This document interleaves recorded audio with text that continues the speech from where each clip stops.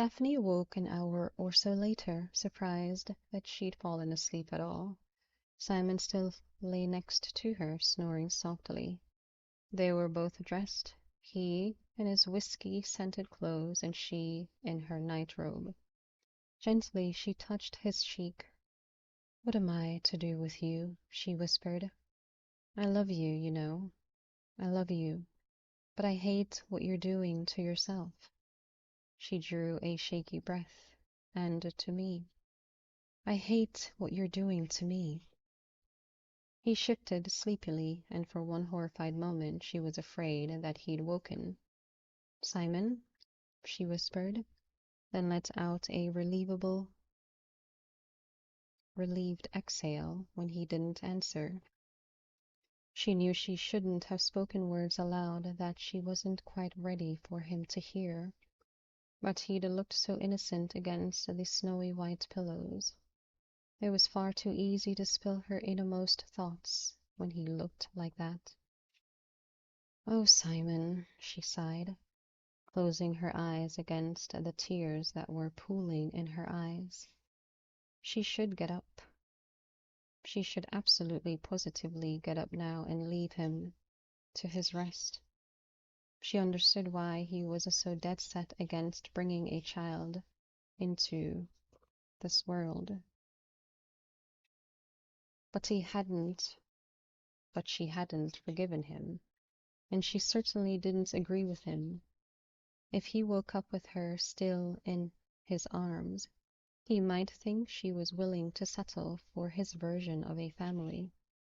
Slowly, reluctantly, she tried to pull away, but his arms tightened around her and his sleepy voice murmured, "No, Simon, I—" He pulled her closer, and Daphne realized that he was thoroughly aroused. "Simon," she whispered, her eyes flying open, "are you even awake?" His response was another sleepy mumble, and he made no attempts at seduction, just snuggled her closer. Daphne blinked in surprise. She hadn't realized that a man could want a woman in his sleep. She pulled her head back so she could see his face, then reached out and touched the line of his jaw. He let out a little groan. The sound was hoarse and deep, and it made her reckless. With slow, tantalizing fingers, she undid the buttons of his shirt, pausing just once to trace the outline of his navel. He shifted restlessly, and Daphne felt the strangest, most intoxicating surge of power. He was in her control, she realized. He was asleep and probably still more than a little bit drunk, and she could do whatever she wanted with him. She could have whatever she wanted. A quick glance at his face told her that he was still sleeping, and she quickly undid his trousers. Underneath, he was hard and needy, and she wrapped her hand around him, feeling his blood leap beneath her fingers. "Daphne," he gasped. His eyes fluttered open, and he let out a ragged groan. "Oh gosh, that feels so damn good." "Shh," she crooned, slipping out of her silken robe. "Let me do everything." He lay on his back, his hands fisted at his sides as she stroked him. He'd taught her much during their 2 short weeks of marriage, and soon he was squirming with desire, his breath coming in short pants. And gosh help her, but she wanted him, too. She felt so powerful, looming over him. She was in control, and that was the most stunning aphrodisiac she could imagine. She felt a fluttering in her stomach, then a strange sort of quickening, and she knew that she needed him. She wanted him inside her, filling her, giving her everything a man was meant to give a woman. "Oh, Daphne," he moaned, his head tossing from side to side. "I need you. I need you now." She moved atop him, pressing her hands against his shoulders as she straddled him. Using her hand, she guided him to her entrance, already wet with need. Simon arched beneath her, and she slowly slid down his shaft until he was almost fully within her. More, he gasped. Now. Daphne's head fell back as she moved down that last inch. Her hands clutched at his shoulders as she gasped for breath. Then he was completely within her, and she thought she would die from the pleasure. Never had she felt so full nor so completely a woman. She keened as she moved above him, her body arching and writhing with delight. Her hands splayed flat against her stomach as she twisted and turned, then slid upward toward her breasts. Simon let out a guttural moan as he watched her, his eyes glazing over as his breath came hot and heavy over his parted lips. "Oh my gosh," he said in a hoarse, raspy voice. "What are you doing to me? What have you—" Then she touched one of her nipples, and his entire body bucked upwards. "Where did you learn that?" She looked down and gave him a bewildered smile. "I don't know." "More," he groaned. "I want to watch you." Daphne wasn't entirely certain what to do, so she just let instinct take over. She ground her hips against his in a circular motion as she arched her back, causing her breasts to jut out proudly. She cupped both in her hands, squeezing them softly, rolling the nipples between her fingers, never once taking her eyes off Simon's face. His hips started to buck in a frantic, jerky motion, and he gasped desperately at the sheets with his large hands. And Daphne realized that he was almost there. He was always so careful to please her, to make certain that she reached her climax, before he allowed himself the same privilege. But this time he was going to explode first. She was close, but not as close as he was. "Oh, Christ!" he suddenly burst out, his voice harsh and primitive with need. "I'm going to— I can't." His eyes pinned upon her with a strange, pleading sort of look, and he made a feeble attempt to pull away. Daphne bore down on him with all her might. He exploded within her, the force of his climax lifting his hips off the bed, pushing her up along with him. She planted her hands underneath him, using all of her strength to hold him against her. She would not lose him this time. She would not lose his chance. Simon's eyes flew open as he came, as he realized too late what he had done. But his body was too far gone. There was no stopping the power of his climax. If he'd been on top, he might have found the strength to pull away, but lying there under her, watching her tease her own body into a massive desire, he was helpless against the raging force of his own need. As his teeth clenched and his body bucked, he felt her small hands slip underneath him, pressing him more tightly against the cradle of her womb. He saw the expression of pure ecstasy on her face, and then he suddenly realized she had done this on purpose. She had planned this. Daphne had aroused him in his sleep, taken advantage of him while he was still slightly intoxicated, and held him to her while he poured his seed into her. His eyes widened and fixed on hers. "How could you?" he whispered. She said nothing, but he saw her face change, and he knew she'd heard him. Simon pushed her from his body just as he felt her begin to tighten around him, savagely denying her the ecstasy he'd just had for himself. "How could you?" he repeated. You knew that I—" But she had just curled up in a little ball, her knees tucked against her chest, obviously determined not to lose a single drop of him. Simon swore viciously as he yanked himself to his feet. He opened his mouth to pour invective over her, to castigate her for betraying him, for taking advantage of him, but his throat tightened and his tongue swelled, and he couldn't even begin a word, much less finish one.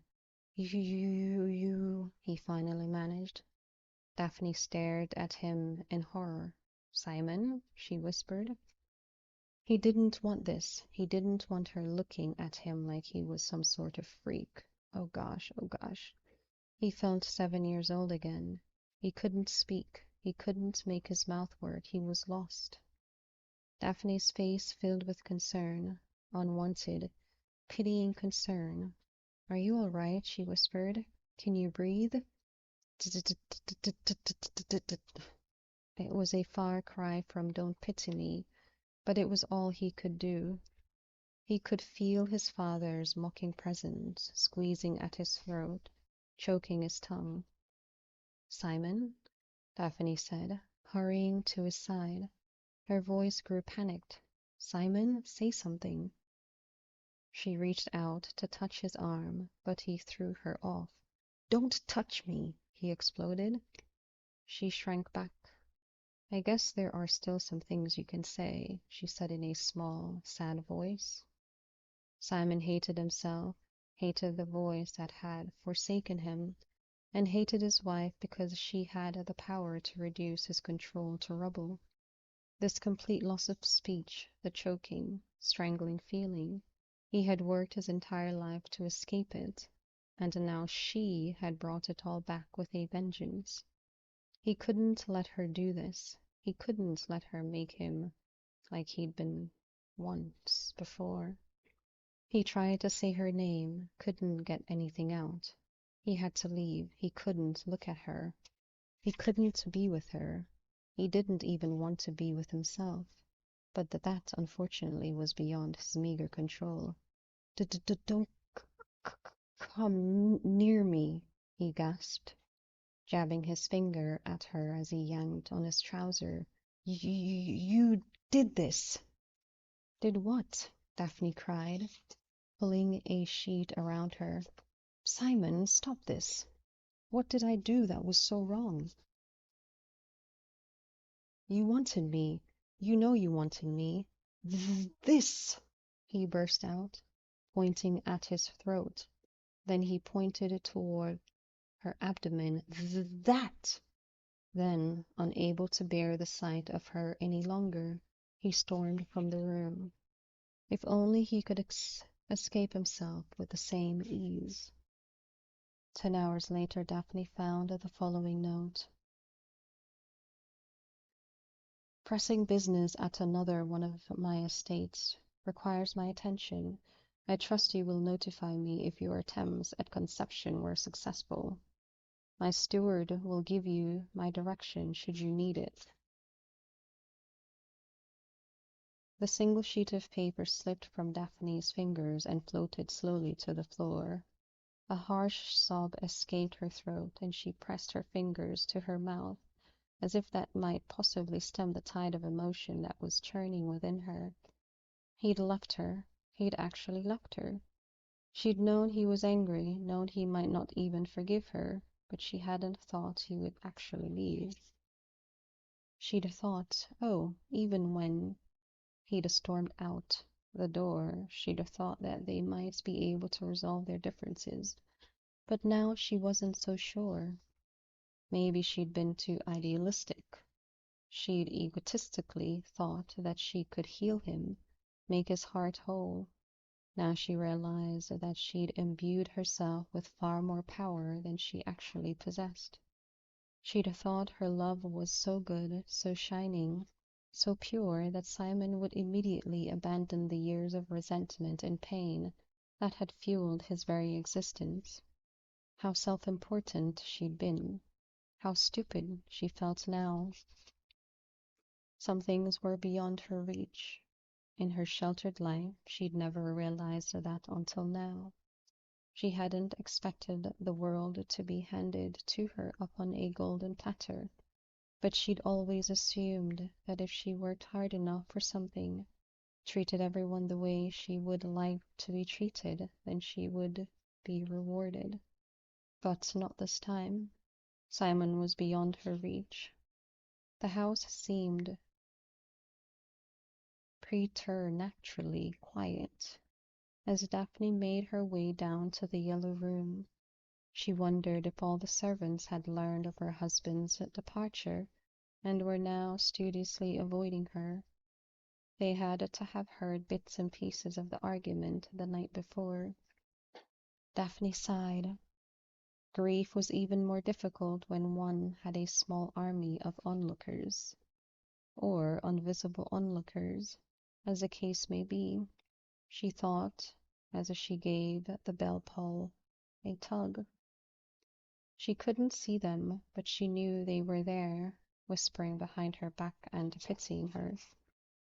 Funny how she'd never given much thought to servants' gossip before, but now she plopped down on the sofa with a pained little moan. Now she felt so wretchedly alone.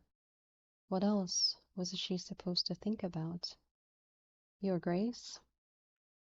Daphne looked up to see a young maid standing hesitantly in the doorway. She bobbed a little curtsy and gave Daphne an expectant look. Tea, please, Daphne said quietly. No biscuits, just tea. The young girl nodded and ran off. As she waited for the maid to return, Daphne touched her abdomen, gazing down at herself with a gentle reverence. Closing her eyes, she sent up a prayer. Please, God, please, she begged, let there be a child. She might not get another chance. She wasn't ashamed of her actions. She supposed she should be, but she wasn't. She hadn't planned it. She hadn't looked at him while he was sleeping and thought, he's probably still drunk. I can make love to him and capture a seed and he'll never know. It hadn't happened that way. Daphne wasn't quite sure how it had happened, but one moment she was above him and the next she'd realized that he wasn't going to withdraw in time, and she'd made certain he couldn't. Or maybe, she closed her eyes tight, maybe it had happened the other way. Maybe she had taken advantage of more than the moment. Maybe she had taken advantage of him. She just didn't know. It had all melted together. Simon's stutter, her desperate wish for a baby, his hatred of his father, it had all swirled and mixed in her mind, and she couldn't tell where one ended and the other began, and she felt so alone. She heard a sound at the door and turned, expecting the timid young maid back with tea, but in her stead was Mrs. Coulson. Her face was drawn and her eyes were concerned. Daphne smiled wanly at the housekeeper. I was expecting the maid, she murmured. I had things to attend to in the next room, so I thought I'd bring the tea myself, Mrs. Coulson replied. Daphne knew she was lying, but she nodded anyway. The maid said no biscuits, Mrs. Coulson added, but I knew you'd skipped breakfast, so I put some on the tray anyway. That's very thoughtful of you. Daphne didn't recognize the timbre of her own voice. It sounded rather flat to her, almost as if it belonged to someone else. It was no trouble, I assure you. The housekeeper looked as if she wanted to say more, but eventually she just straightened and asked, will that be all? Daphne nodded. Mrs. Coulson made her way to the door, and for one brief moment Daphne almost called out to her. She almost said her name and asked her to sit with her and share her tea, and she would have spilled her secrets and her shame, and then she would have spilled her tears. And not because she was particularly close to the housekeeper, just because she had no one else. But she didn't call out. and Mrs. Coulson left the room. Daphne picked up a biscuit and bit into it. Maybe, she thought, it was time to go home.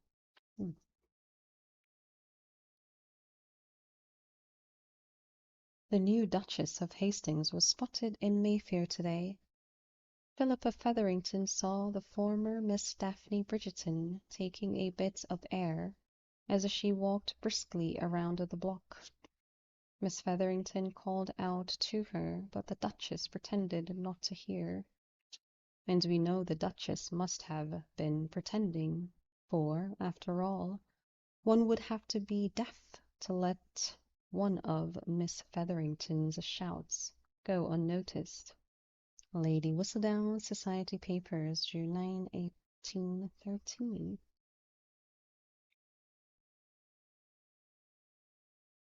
Heartache, Daphne eventually learned, never really went away, it just dulled. The sharp, stabbing pain that one felt with each breath eventually gave way to a blunter, lower ache, the kind that one could almost, but never quite, ignore. She left Castle Cliveden the day after Simon's departure, heading to London with every intention of returning to Bridgerton House.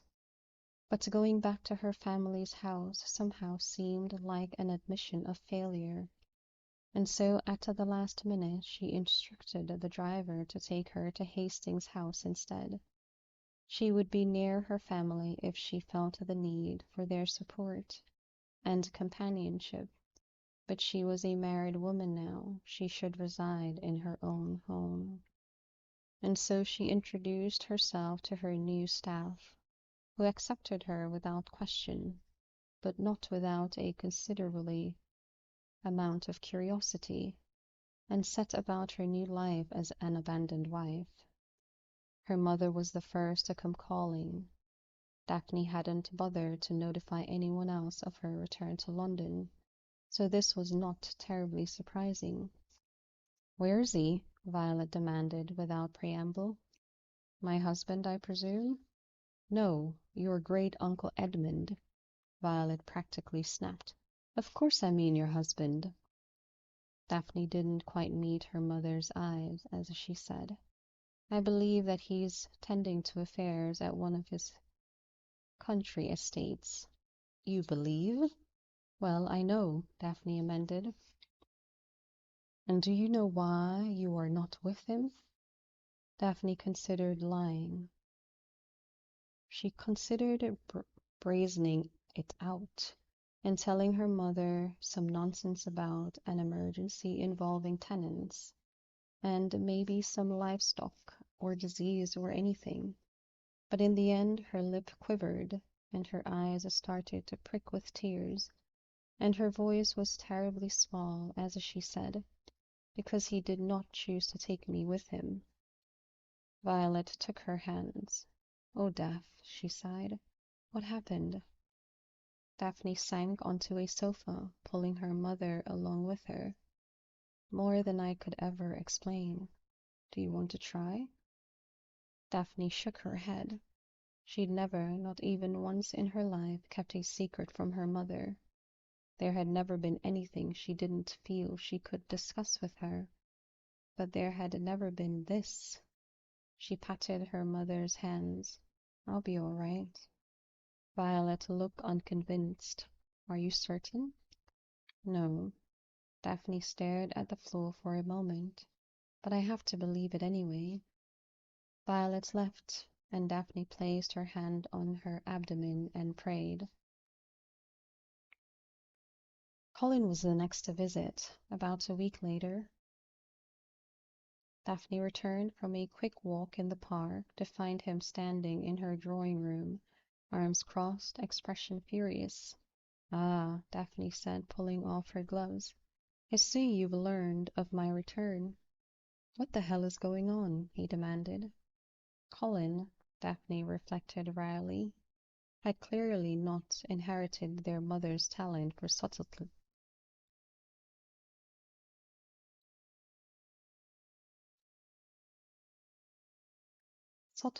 in speech.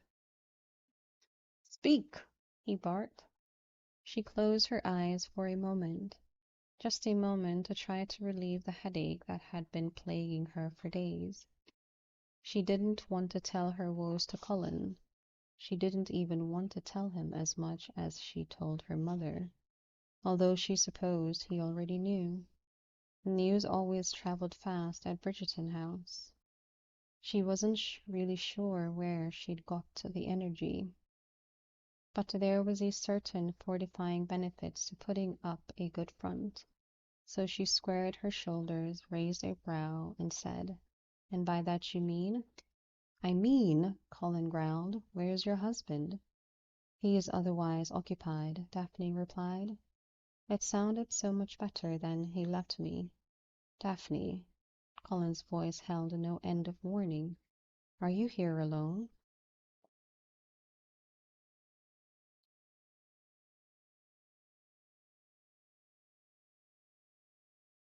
she asked, ignoring his tone. "Anthony and Benedict are in the country for the month, if that's what you mean," Colin said. Daphne very nearly sighed with relief. The last thing she needed just then was to face her eldest brother. She'd already prevented him from killing Simon once. She wasn't sure if she'd be able to manage the feat a second time. Before she could say anything, however, Colin added, "Daphne, I am ordering you right now to tell me where the bastard is hiding." Daphne felt her spine stiffening. She might have the right to call her errant husband nasty names, but her brother certainly didn't. "I assume," she said icily, "that by that bastard you refer to my husband." "You're damned right I'm going to have to ask you to leave." Colin looked at her as if she'd suddenly sprouted horns. "I beg your pardon?" "I don't care to discuss my marriage with you, so if you cannot refrain from offering your unsolicited opinions, you're going to have to leave."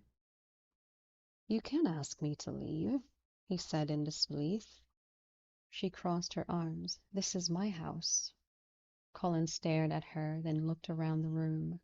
The drawing room of the Duchess of Hastings, then looked back at Daphne, as if just realizing that his little sister, whom he'd always viewed as a rather jolly extension of himself, had become her own woman. He reached out and took her hand. "Daph," he said quietly, "I'll let you handle this as you see fit." "Thank you." "For now," he warned. "Don't think I'll let this situation continue indefinitely." But it wouldn't, Daphne thought a half-hour later as Colin left the house. It couldn't continue indefinitely. Within a fortnight she would know. Every morning Daphne woke to find she was holding her breath. Even before her courses were due to arrive, she bit her lip, said a little prayer, and gingerly peeled back the covers of her bed, and looked for blood. And every morning she saw nothing but snowy white linen. A week after her courses were due, she allowed herself the first glimmerings of hope. Her courses had never been perfectly punctual. They could, she reasoned, still arrive at any time, but still she had never been quite this late. After another week, though, she found herself smiling each morning, holding on to her secret as she would a treasure. She wasn't ready to share this with anyone yet, not her mother, not her brothers, and certainly not Simon. She didn't feel terribly guilty about withholding the news from him. After all, he had withheld his seed from her, but more importantly, she feared that his reaction would be explosively negative, and she just wasn't ready to let his displeasure ruin her perfect moment of joy. She did, however, jot off a note to his steward, asking that he forward Simon's new address to her. But then finally, after the third week, Her conscience got the better of her, and she sat down at her desk to write him a letter. Unfortunately for Daphne, the sealing wax hadn't even dried on her missive when her brother Anthony, obviously returned from his sojourn in the country, came crashing into the room. Since Daphne was upstairs in her private chamber, where she was not supposed to receive visitors, she didn't even want to think about how many servants he had injured on his way up. He looked furious, and she knew she probably shouldn't provoke him, but he always made her slightly sarcastic, so she asked, "And how did you get up here?" "Don't I have a butler?" "You had a butler," he growled. "Oh dear. Where is he?" "Not here, obviously." There didn't seem any point in pretending she didn't know exactly who he was talking about. "I'm going to kill him." Daphne stood, eyes flashing. "No, you're not." Anthony, who had been standing with his hands on his hips, leaned forward and spared her with a stare. "I made a vow to Hastings before he married you." "Did you know that?" She shook her head. "I reminded him that I had been prepared to kill him for damaging your reputation. Heaven help him if he damages your soul." "He hasn't damaged my soul, Anthony." Her hand strayed to her abdomen. "Quite the opposite, actually." But if Anthony found her words odd, she would never know, because his eyes strayed to her writing table, then narrowed. "What is that?" he asked. Daphne followed his line of vision to the small pile of paper that constituted her discarded attempts at a letter to Simon. "It's nothing," she added, reaching forward to grab the evidence. "You're writing him a letter, aren't you?" Anthony's already stormy expression grew positively thunderous. "Oh, for the love of gosh, don't try to lie about it. I saw his name at the top of the paper." Daphne crumpled the wasted papers and dropped them into a basket underneath the desk. "It's none of your business." Anthony eyed the basket as if he were about to lunge under the desk and retrieve the half-written notes. Finally, he just looked back at Daphne and said, "I'm not going to let him get away with this." "Anthony, this isn't your affair." He didn't dignify that with a reply. "I'll find him, you know, I'll find him, and I'll kill—" "Oh, for goodness sake," Daphne finally exploded. "This is my marriage, Anthony, not yours. And if you interfere in my affairs, so help me gosh, I swear I will never speak to you again." Her eyes were steady and her tone was forceful, and Anthony looked slightly shaken by her words. "Very well," he muttered. "I won't kill him." "Thank you," Daphne said, rather sarcastically. "But I will find him." Anthony bowed. "And I will make my disapproval clear." Daphne took one look at his face and knew that he meant it. "Very well," she said, reaching for the completed letter that she'd tucked away in a drawer. "I'll let you deliver this." "Good." He reached for the envelope. Daphne moved it out of his reach. "But only if you make me two promises." "Which are?" "First, you must promise that you won't read this." He looked mortally affronted that she'd even suggest he would. "Don't try that I'm so honorable expression with me," Daphne said with a snort. "I know you, Anthony Bridgerton, and I know that you would read this in a second if you thought you could get away with it." Anthony glared at her. "But I also know," she continued, "that you would never break an explicit promise made to me. So I'll need your promise, Anthony." "This is hardly necessary, Daph." "Promise," she ordered. "Oh, all right," he grumbled. "I promise." "Good." She handed him the letter. He looked at it longingly. Secondly, Daphne said loudly, forcing his attention back to her, you must promise not to hurt him. Oh, now, wait 1 second, Daphne, Anthony burst out. You ask for too much. She held out her hand. I'll be taking that letter back. He shoved it behind his back. You already gave it to me, she smirked. I didn't give you his address. I can get his address, he returned. No, you can't, and you know it. Daphne shot back. He has no end of states. It'd take you weeks to figure out which one he's visiting. Aha, Anthony said triumphantly. So he is at one of his estates. You, my dear, let slip a vital clue. Is this a game? Daphne asked in amazement. Just tell me where he is. Not unless you promise no violence, Anthony. She crossed her arms. I mean it. All right, he mumbled. Say it. You're a hard woman, Daphne Bridgerton. It's Daphne Bassett, and I've had good teachers. I promise, he said, barely. His words weren't precisely crisp. I need a bit more than that, Daphne said. She uncrossed her arms and twisted her right hand in a rolling manner, as if to draw forth the words from his lips. I promise not to. I promise not to hurt your bloody idiot of a husband, Anthony spat out. There. Is that good enough? Certainly, Daphne said, congenially. She reached into a drawer and pulled out the letter she'd received earlier that week from Simon's steward, giving his address. Here you are.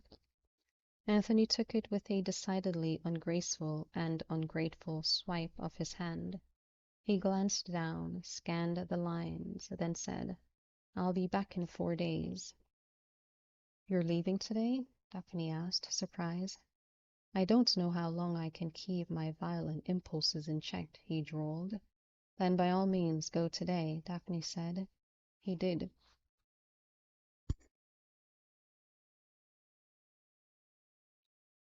Give me one good reason why I shouldn't pull your lungs out through your mouth. Simon looked up from his desk to see a travel-dusty Anthony Bridgerton fuming in the doorway to his study. It's nice to see you too, Anthony, he murmured. Anthony entered the room with all the grace of a thunderstorm, planted his hands on Simon's desk, and leaned forward menacingly. Would you mind telling me why my sister is in London, crying herself to sleep every night while you're in? He looked around the office and scowled. Where the hell are we? Wiltshire, Simon supplied. While you're in Wiltshire, puttering around an inconsequential estate? Daphne's in London? You'd think, Anthony growled, that, as her husband, you'd know that. You'd think a lot of things, Simon muttered, but most of the time you'd be wrong. It had been 2 months since he'd left Cliveden, 2 months since he'd looked at Daphne and not been able to utter a word, 2 months of utter emptiness. In all honesty, Simon was surprised it had taken Daphne this long to get in touch with him, even if she had elected to do so through her somewhat belligerent older brother. Simon wasn't exactly certain why, but he'd thought she would have contacted him sooner, if only to blister his ears. Daphne wasn't the sort to stew in silence when she was upset. He'd half expected her to track him down and explain in 6 different ways why he was an utter fool. And, truth be told, after about a month, he'd half wished she would. I would tear your bloody head off, Anthony growled, breaking into Simon's thoughts with a considerable force. If I hadn't promised Daphne, I wouldn't do you bodily harm. I'm sure that wasn't a promise easily made, Simon said. Anthony crossed his arms and settled a heavy stare on Simon's face. Nor easily kept. Simon cleared his throat as he tried to figure out some way to ask about Daphne without seeming too obvious. He missed her. He felt like an idiot. He felt like a fool. But he missed her. He missed her laugh and her scent and the way, sometimes in the middle of the night, she always managed to tangle her legs with his. Simon was used to being alone, but he wasn't used to being this lonely. "Did Daphne send you to fetch me back?" he finally asked. "No."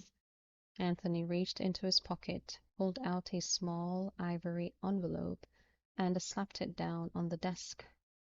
"I caught her summoning a messenger to send you this." Simon stared at the envelope with a growing horror. It could only mean one thing. He tried to say something neutral, such as "I see," but his throat closed up. "I told her I'd be happy to conduct the letter to you," Anthony said, with considerable sarcasm. Simon ignored him. He reached for the envelope, hoping that Anthony would not see how his fingers were shaking. But Anthony did see. "What the devil is wrong with you?" he asked in an abrupt voice. "You look like hell." Simon snatched the envelope and pulled it to him. "Always a pleasure to see you too," he managed to quip. Anthony gazed steadily at him, the battle between anger and concern showing clearly on his face. Clearing his throat a few times, Anthony finally asked, in a surprisingly gentle tone, "Are you ill?" "Of course not." Anthony went pale. "Is Daphne ill?"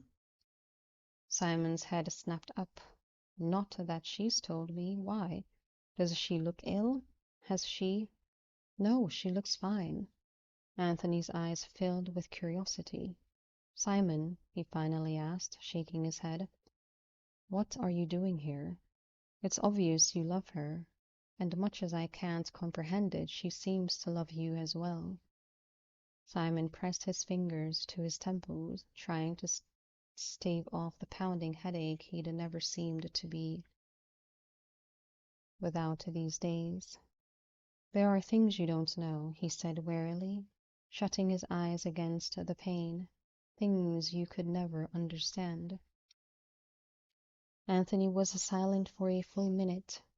Finally, just when Simon opened his eyes, Anthony pushed away from the desk and walked back to the door. "I won't drag you back to London," he said in a low voice. I should, but I won't. Daphne needs to know you came for her, not because her older brother had a pistol at your back." Simon almost pointed out that that was why he'd married her, but he bit his tongue. That wasn't the truth. Not all of it, at least. In another lifetime, he'd have been on bended knee, begging for her hand.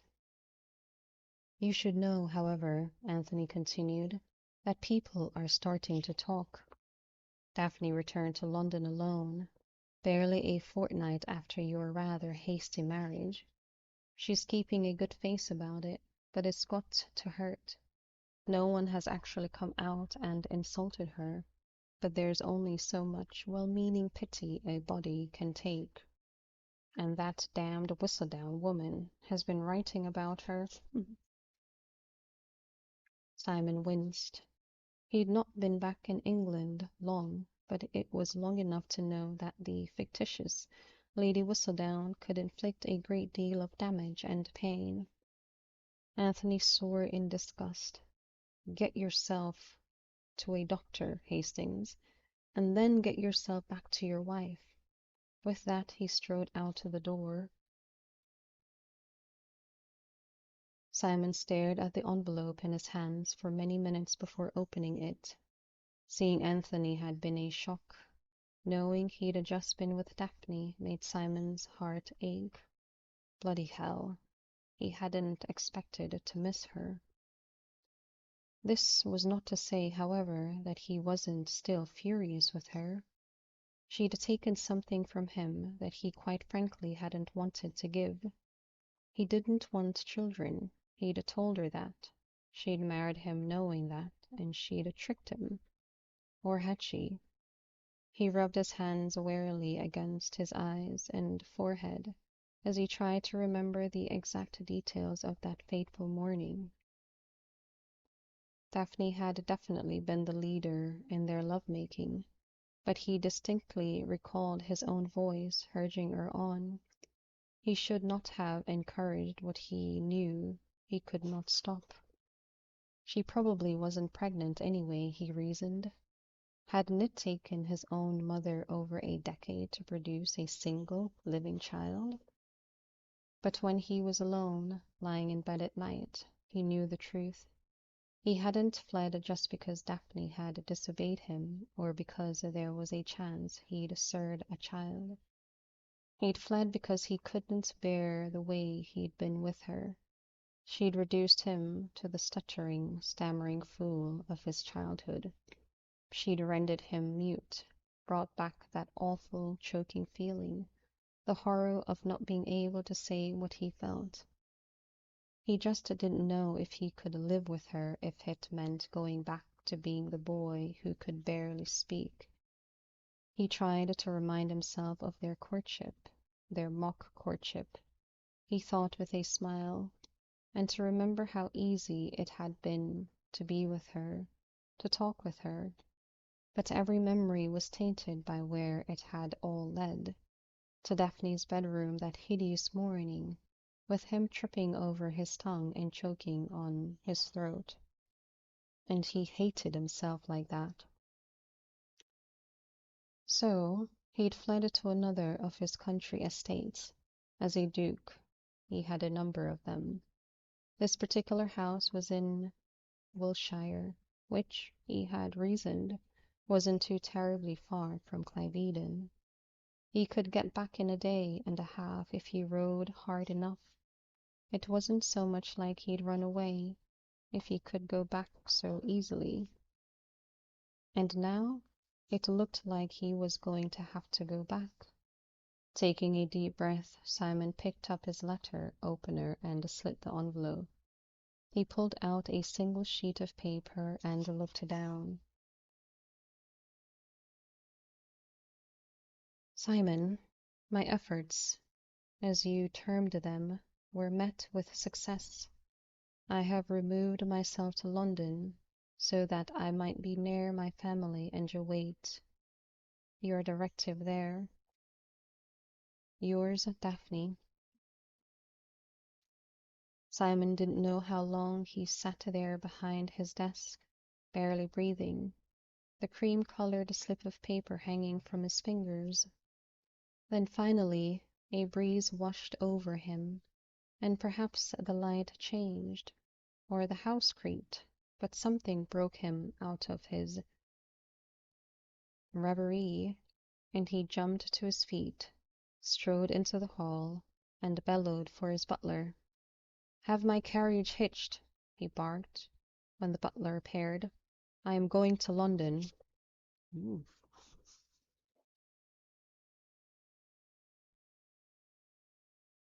The marriage of the season seems to have gone sour. The Duchess of Hastings, formerly Miss Bridgerton, returned to London nearly 2 months ago, and this author has seen neither hide nor hair of her new husband, the Duke. Rumor has it that he is not at Cliveden, where the once happy couple took their honeymoon. Indeed, this author cannot find anyone who professes to know his whereabouts. If her Grace knows, she's not telling, and furthermore, one rarely has the opportunity to ask, as she has shunned the company of all except her rather large and extensive family. It is, of course, this author's place and indeed duty to speculate on the source of such rifts. But this author must confess that even she is baffled. They seemed so very much in love. Lady Whistledown's Society Papers, August 2nd, 1813. The trip took 2 days, which was 2 days longer than Simon would have liked to be alone with his thoughts. He'd brought a few books to read, hoping to keep himself distracted during the tedious journey, but whenever he managed to open one, it sat unread in his lap. It was difficult to keep his mind off Daphne. It was even more difficult to keep his mind off the prospect of fatherhood. Once he reached London, he gave his driver instructions to take him directly to Bridgerton House. He was travel-weary and probably could use a change of clothing, but he'd done nothing for the past 2 days but play out his upcoming confrontation with Daphne. It seemed foolish to put it off any longer than he had to.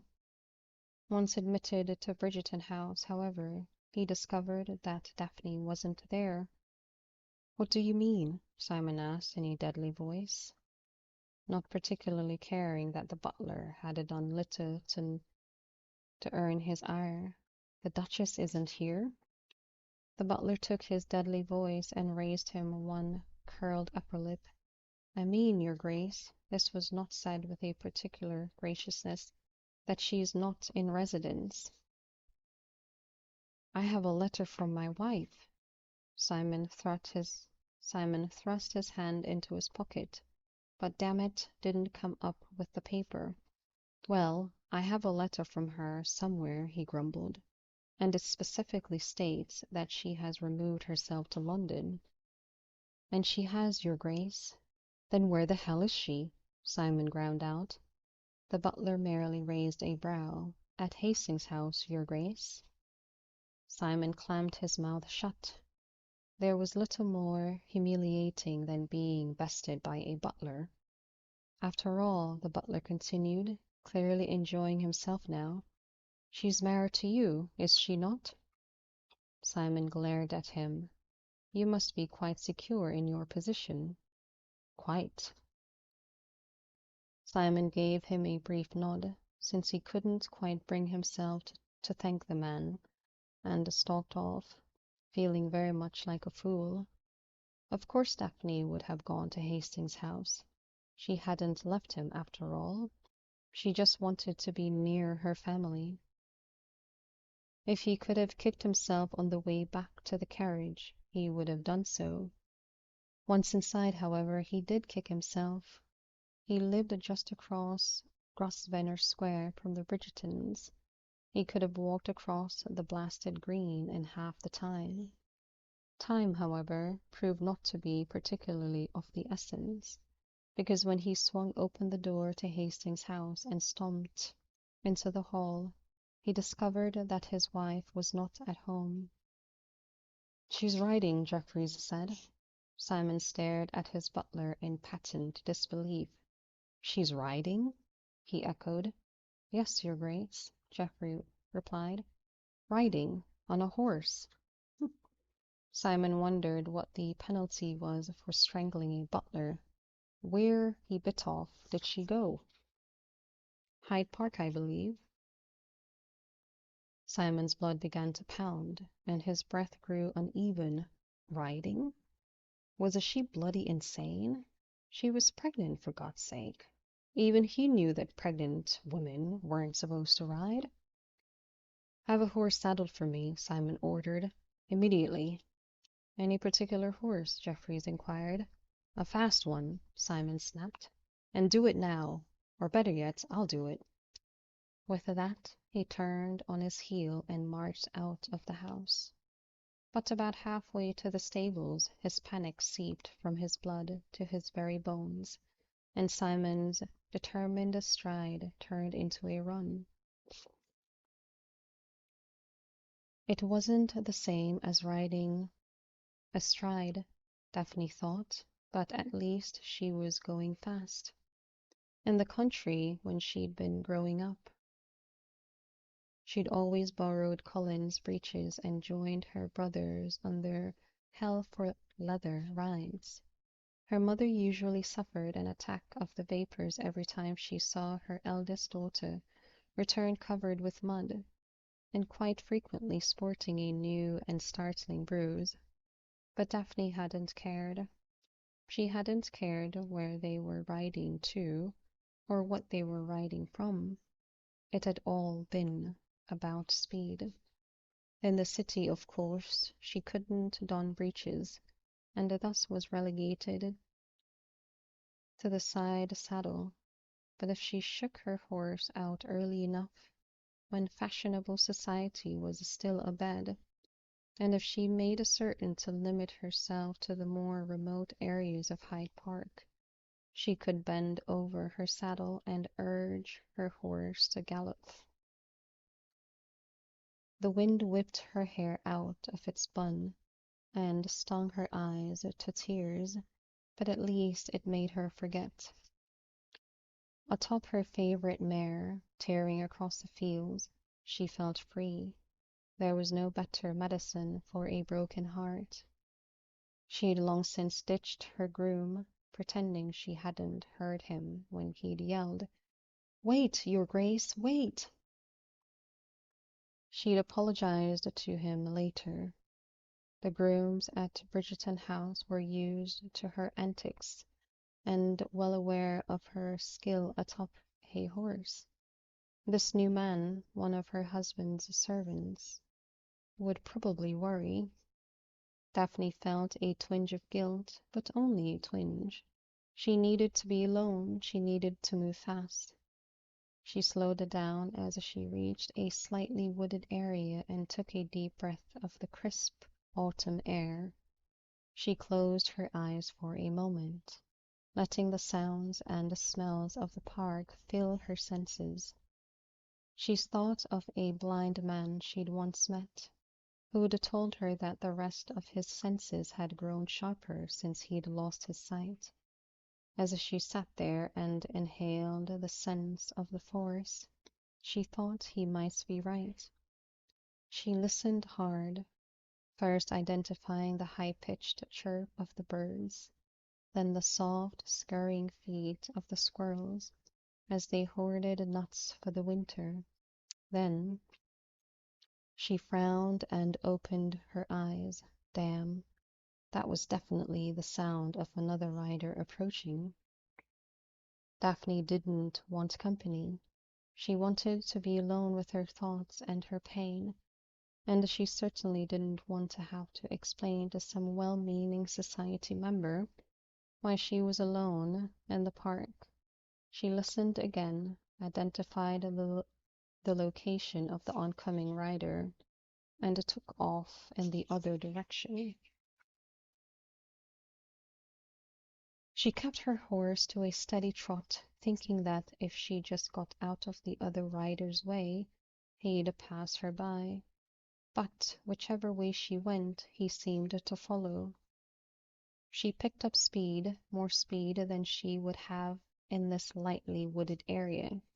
There were too many low branches and protruding tree roots. But now Daphne was starting to get scared. Her pulse pounded in her ears as a thousand horrifying questions rocked through her head.